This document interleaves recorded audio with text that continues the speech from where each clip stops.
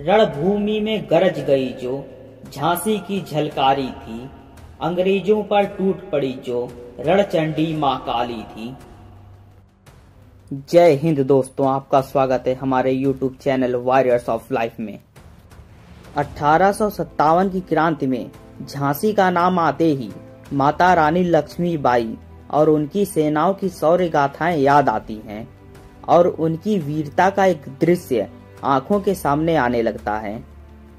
लेकिन झांसी और पूरे भारतवर्ष के सम्मान, स्वाभिमान और आजादी के लिए माता रानी लक्ष्मीबाई के साथ भारत माता की वीर शेरनी माता झलकारी बाई ने भी अंग्रेजों से लोहा लिया और अंग्रेजों को धूल चटाई। माता झलकारी बाई की मां की मृत्यु के बाद उनकी देखभाल उनके पिताजी ने की। कुछ सामाजिक रूढ़ी सोच के कारण उनकी शिक्षा भी पूरी नहीं हो पाई।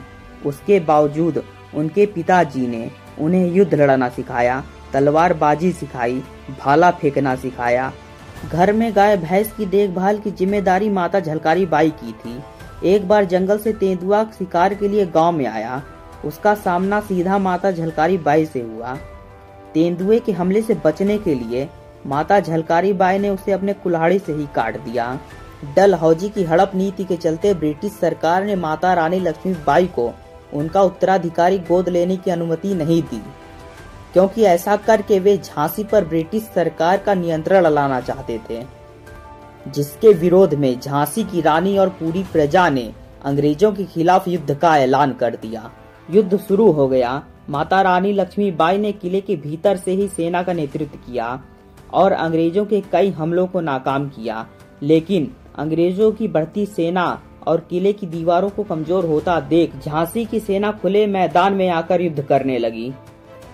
अंग्रेजों के तोपों और बंदूकों का जवाब भारतीय शेर अपने तलवार और तीरों से दे रहे थे। युद्ध में झांसी के कई महायोद्धा शहीद हो गए, जिसे देखकर माता झलकारी बाई ने माता रानी लक्ष्मीबाई को सलाह दी और युद्ध छोड़कर जाने को कहा, जिसके बाद रानी लक्ष्मीबाई अपने सैनिकों के साथ झांसी से दूर चली गईं। माता झलकारी बाई और माता लक्ष्मीबाई के चेहरे हूबहू मिलते थे, जिसके बाद माता झलकारी बाई ने रानी लक्ष्मीबाई की तरह कपड़े पहने और झांसी की सेना का कमान अपने हाथ में लिया और पुनः युद्ध क्षेत्र में बिजली की भांति अंग्रेजों पर टूट पड़ी। सैकड़ों अंग्रेजों को काट दिया। माता झलकारी बाई और उनके साथियों की गर्जना और क्रोध को देखकर जनरल ह्यूग भी कांप गया।